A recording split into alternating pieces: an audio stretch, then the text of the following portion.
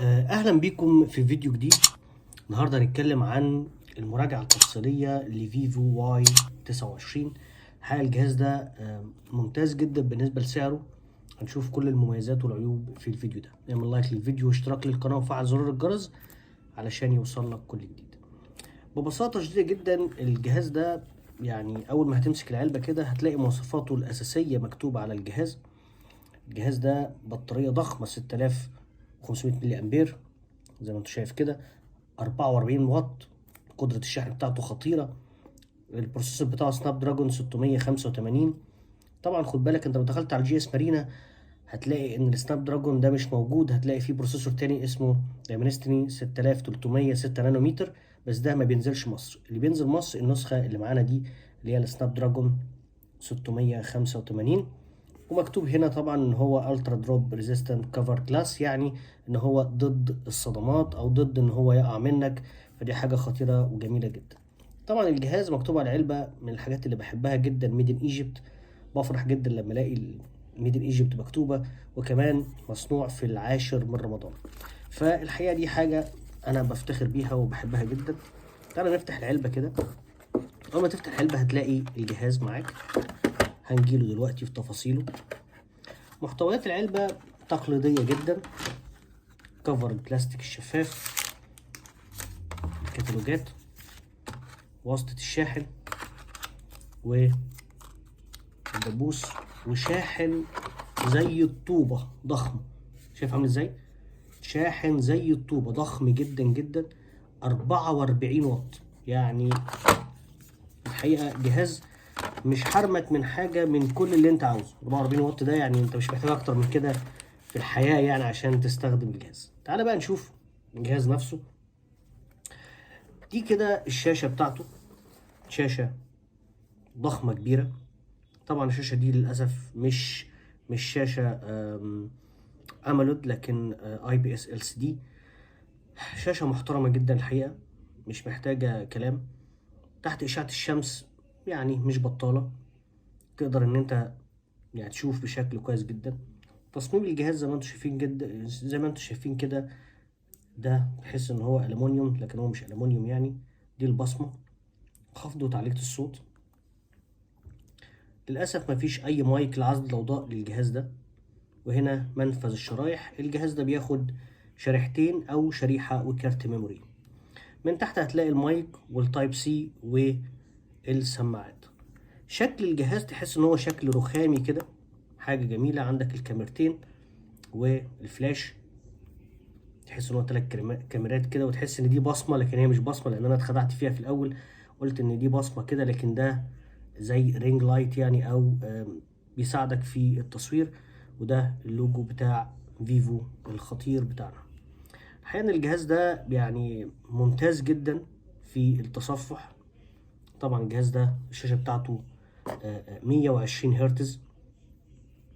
120 هرتز ده يعني انت يعني مش محتاج اكتر من كده في الحياة يعني عشان تستمتع بأداء قوي مع السناب دراجون اللي احنا قلناه. وطبعا الجهاز ده ب 8 جيجا رام، 256 جيجا مساحة داخلية، أو 128 على حسب اللي أنت عاوزه طبعا. يعني أنت هتختار إيه. طبعا الجهاز زي ما أنتم شايفين كده. تعالى ندخل على الفيفو نفسها. ده بيشتغل بالفاون تاتش او اس 15.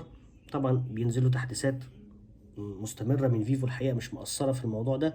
وعندك ال 8 جيجا رام اللي قلنا عليها، مضاف عليها 8 زيهم تاني لو انت عاوز تزود رامات. طبعا هنا الجهاز اللي معانا 128 جيجا، في منه 256 لكن هو مش معانا دلوقتي.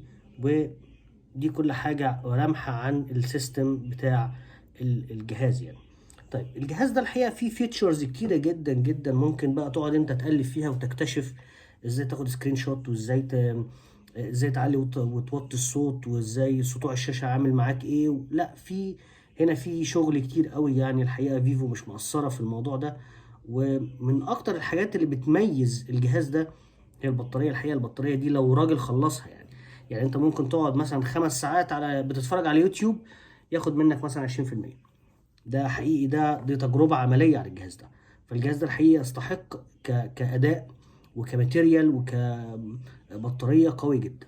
لكن الجهاز ده في وجهة نظري عيبه الأوحد والوحيد الكاميرات الحقيقه بحس ان هي بعافيه حبتين ثلاثه يعني، سواء الكاميرا الاماميه او الخلفيه. لا بحس ان هي رغم ان هي 50 ميجا بكسل، لكن بحس ان هي ملهاش علاقه بالكلام ده خالص يعني. بحس احيانا ان الصور بتطلع باهته، الصور تطلع مش دقيقه، خاصه في مثلا لو البورتريه ما بتطلعش دقيقه الصور، التفاصيل فيها مش يعني، بحس ان هي مش كويسه. معرفش ده بقى عيب كاميرا نفسه ولا عيب تحديث. لو في تحديث من فيفو الموضوع هيختلف، لكن تجربتي الشخصيه للكاميرات دي، الجهاز ده مش جهاز كاميرات خالص يعني. يعني ما اقدرش اقول لك لو انت بتحب التصوير روح اشتري الجهاز ده عشان الكاميرات، ده مستحيل. لكن الاداء، شاشه، قدره الشحن والبطاريه، حاجات تخليك تروح للجهاز ده وانت بتجري. الجهاز ده ثمنه حوالي تقريبا في المحلات عامل 8000 جنيه، وده رقم مش كبير بالنسبة للمواصفات اللي احنا شفناها. الجهاز ده يعني بيشغل بابجي وكول اوف ديوتي وشغل كل الالعاب التقيلة، خاصة زي ما قلنا ان هو بيدعم ال 120 هرتز في الشاشة. فده طبعا هيخلينا نستمتع بالالعاب وانت بتلعب، مش هتلاقي ان في الموضوع معاك رخم او الموضوع معاك مؤثر في الالعاب. ممكن تلاقي لاج بسيط جدا كده وانت بتلعب في الالعاب التقيلة، لكن مش هتتضايق، بالعكس انت هتنبسط جدا في الالعاب. الحقيقه دي كل حاجه موجوده عن الجهاز. البصمه طبعا بصمه سريعه جدا، تقدر ان انت تعتمد عليه بشكل يومي، خاصه في البطاريه. يعني انت لو استهلاكك ضعيف هتلاقي نفسك ان انت بيقعد معاك يومين مستريح جدا، يومين، يومين ونص كمان لو انت استهلاكك ضعيف. يعني اتمنى ان انا قدرت اكون فدتكم. ما تنساش تعمل لايك للفيديو واشتراك للقناه وفعل زرار الجرس. ولو احتجت اي سؤال انا مستنيك تحت في الكومنتات، ان شاء الله هرد عليك في اقرب وقت. ان شاء الله اشوفكم في الفيديو الجاي. تحياتي لكم.